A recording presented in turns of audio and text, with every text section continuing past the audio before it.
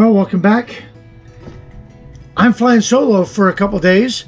I'm out here at Fort Stevens State Park, and Teresa is not with me right now. She is actually walking to the Oregon coast from Portland. So she has about 100-something miles to walk. She's doing this for a fundraiser with the Portland to Coast relay, which is, I guess it's really famous. People from all over the world come out here to do this. It's a fundraiser in a fight against cancer. And she has been on a team for many years now, and so she is on the walk. Well, I come down here, get the trailer set up, because it's so much better to have the trailer out here at the, essentially we're just north of the finish line. Hotels are packed and all of that. So getting into the campground, we do this every year. Come out here, get set up, and just wait for them to arrive. So since I am alone, well, kind of alone, I do have the pups with me. I'm going to go ahead and do a little bit of exploring today. I'm going to go to a couple places that Teresa's not really into, but I am. And since she's not here, I'm going to go, and I'm taking you with me. So let's go check out Fort Clatsop National Monument.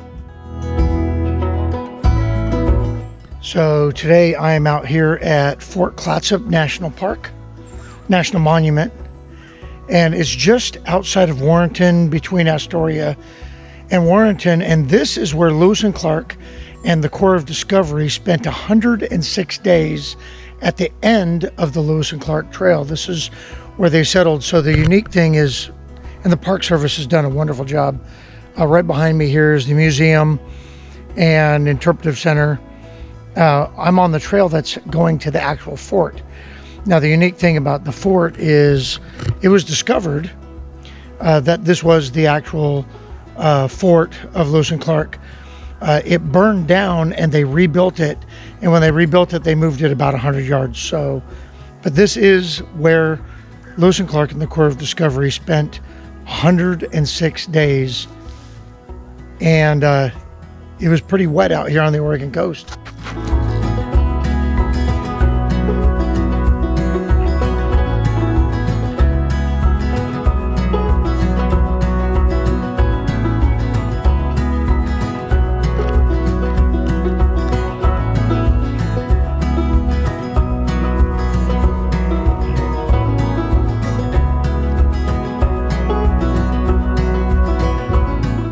So this is the inside of the fort where the Corps of Discovery was quartered, where they did all their work. So hopefully the lighting is good enough. We go inside some of these rooms here.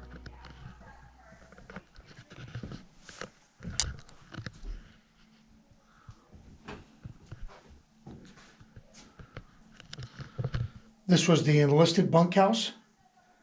So there's 8 bunks in here, and a table and a fire pit. This was deluxe accommodations in that winter.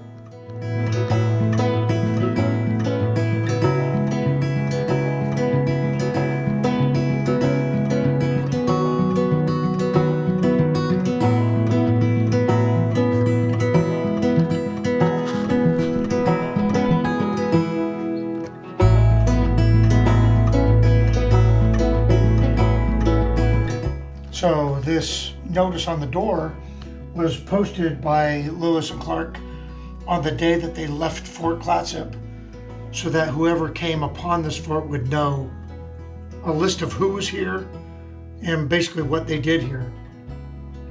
So pretty cool. Yeah, pretty neat. They did this. So this is the Nco Room.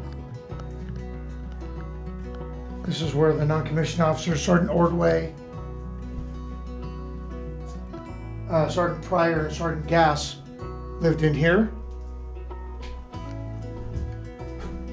This is really dark, but this is where they stored supplies. But this is the room of Lewis and Clark, and this is the room of Charbonneau and Sacagawea, or Sacagawea, and their little baby Jean-Baptiste.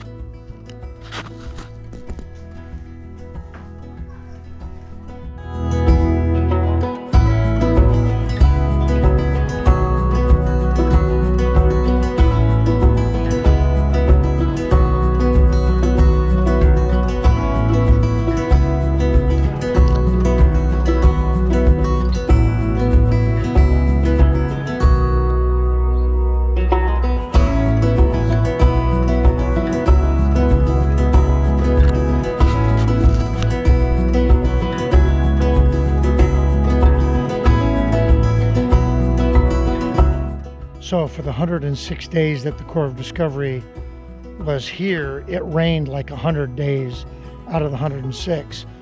And they built this fort in record time because winter was settling in and the weather was just crap. When you read some of the diaries, it talks about how much salmon and elk they had caught and hunted, and by the time they got to the end of their trip here, they were just tired of eating all the elk and salmon. So, which is crazy because elk and salmon are so fantastic.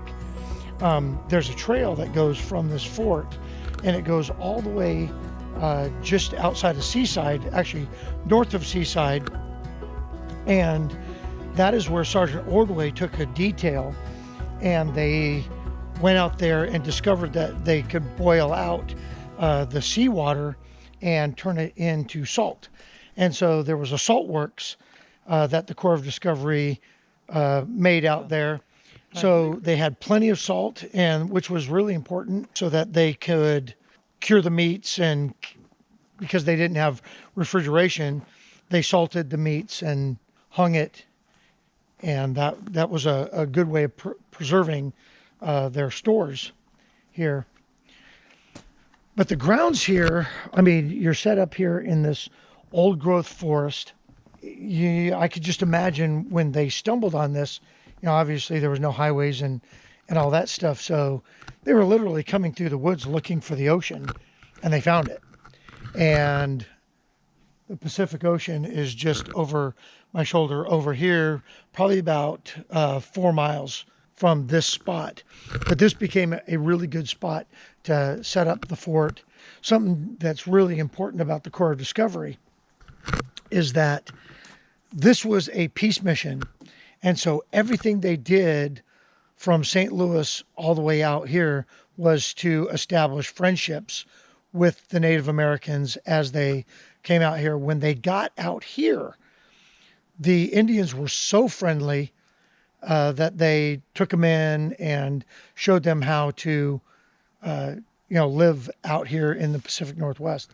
Especially, again, the Park Service has done such a wonderful job in maintaining this. And again, like I said, they had to rebuild the fort.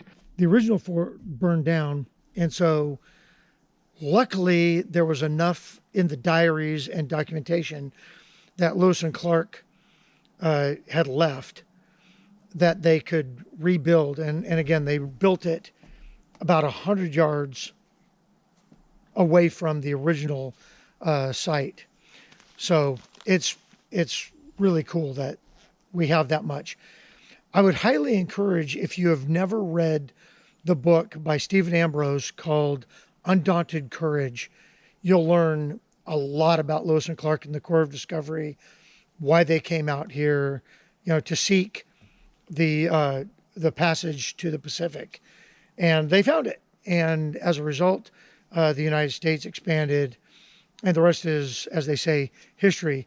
And for history buffs like me, this is like I'm in heaven walking these grounds. Really cool. If you ever get out here in the Astoria, Warrenton area up here on the north coast of Oregon, you got to come out here and pay a visit to Fort Clatsop. Super easy to get to.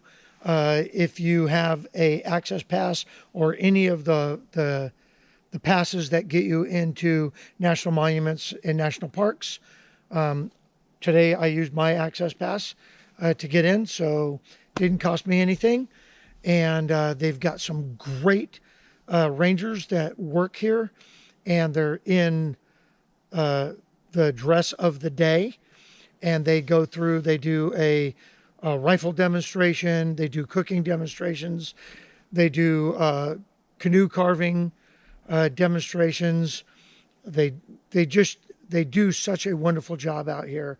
I just got done talking with one of the rangers, and this is the third national park that she's worked at, and it's her absolute favorite. It's small, it's intimate, and it is just full of history.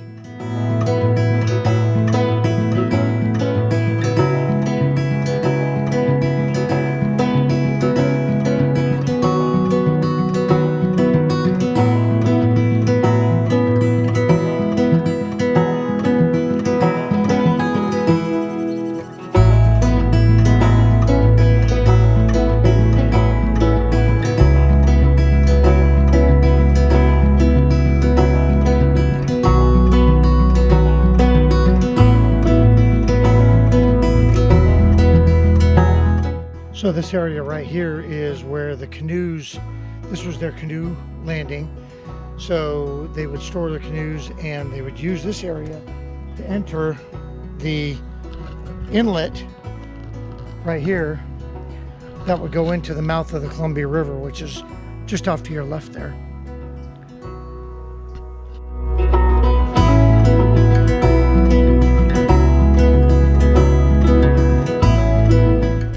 And oh yeah, by the way, keeping this RV related, if you are going to bring your RV to the Fort Clatsop National Monument, right there and where I'm parking right now, lots of RV parking. Lots of good RV parking. So yeah, don't be afraid to bring your RV up here. That and the road is completely passable by RV. You don't have to go through any tunnels. No narrow bridges. You can get here just fine. So yeah, good, bring your RV on up here.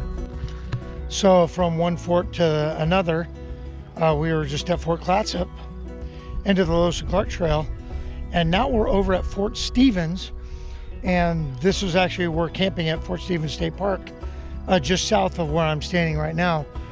And every time we come out to Fort Stevens, we always go over to the batteries where, you know, the World War II stuff is.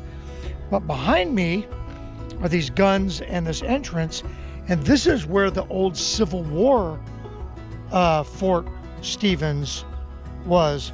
And over here are all foundations from the old barracks. But we're gonna walk over here by these guns, and this is the old Civil War Fort Stevens. So let's check it out.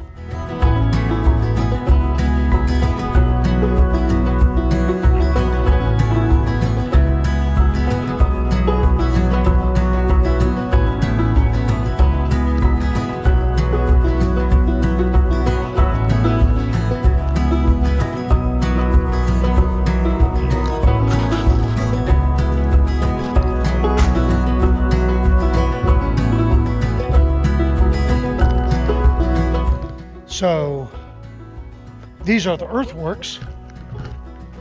Get out of this tunnel. These are the earthworks from the Civil War.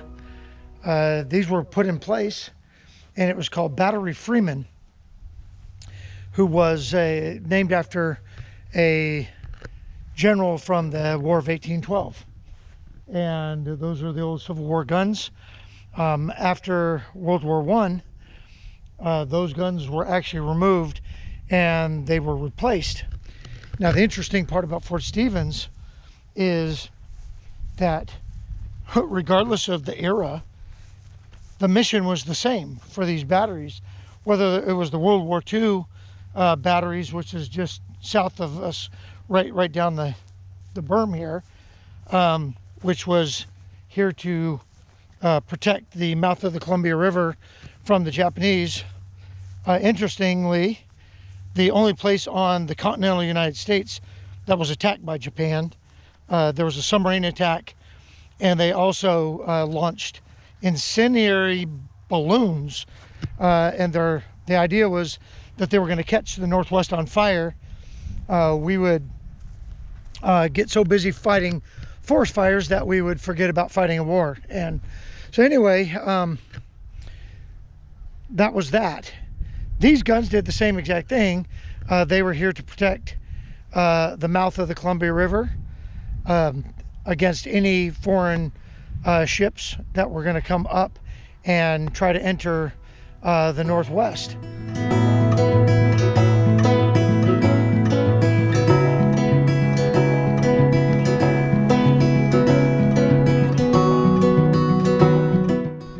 1862, money was sent out here to Oregon to build this earthwork, this fort. And in fact, the Confederate ship Shenandoah was sailing up and made it as far as the San Francisco area, which really worried the Oregon territories.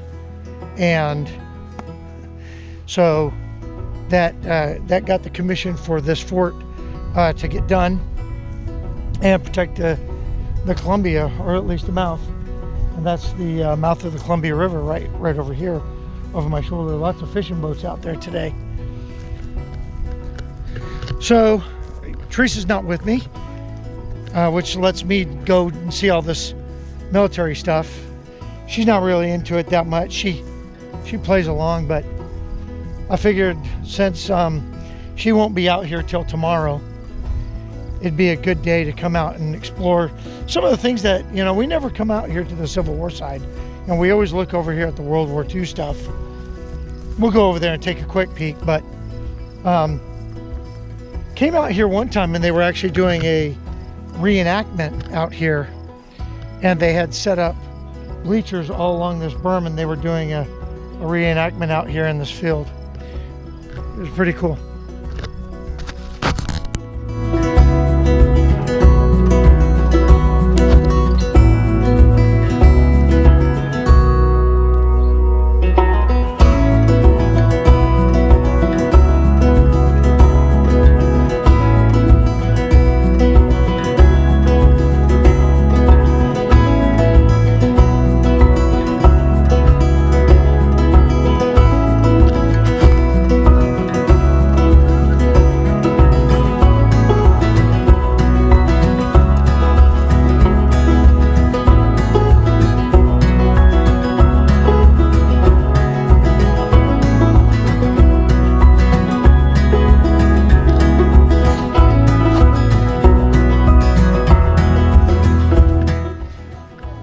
So these are the batteries. This is battery Platt, and these are the World War II guns, and they articulated so they would rise up above the wall and be able to defend the mouth of the Columbia River. And each battery had 2 guns. The next battery over is Meriwether and Lewis, and there was 2 guns down there, and then back this way is Battery Russell, and there was another 4 guns at Battery Russell.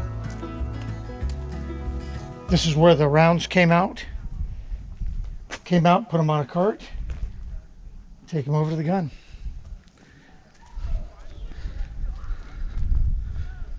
Again, lots of concrete work here. This is one of the turrets for the guns.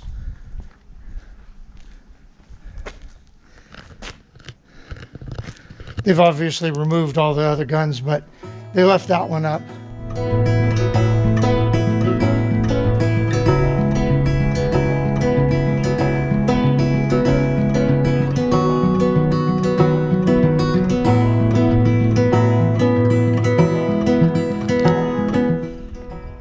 So the mouth of the Columbia River is right there behind me. So now you can see what the guns would be looking at. This chain link fence, or not chain link, but these link fence, probably wouldn't have been here back in World War II. But you can see down here, those are all gun placements. And up on top of the hill is a command center there. But all to protect that, or actually to protect inland. But they figured if they could stop them here, then they would be in good shape. So anyway, Fort Stevens, this is a really great state park to camp at. We really enjoy it. Not only is it a really good state park, but it comes with lots of history, and there's lots to do once you get here. You're not out in the middle of nowhere. You've got, Astoria is right over here, and Warrenton is the town that we're kind of in, Warrenton and Hammond. So there's lots to do once you get here to Fort Stevens. There's actually a trail right there, and that will take you all the way to the campground.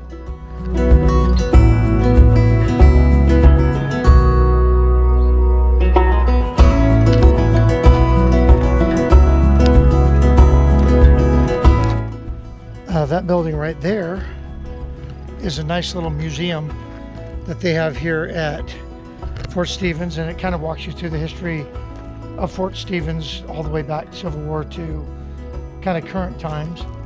The battery that served here in World War II was the 249th Coastal Artillery Battery. And interesting, my great uncle was here. He was assigned here with the 249th. And so there's a little bit of family connection here at Fort Stevens also. It's pretty cool.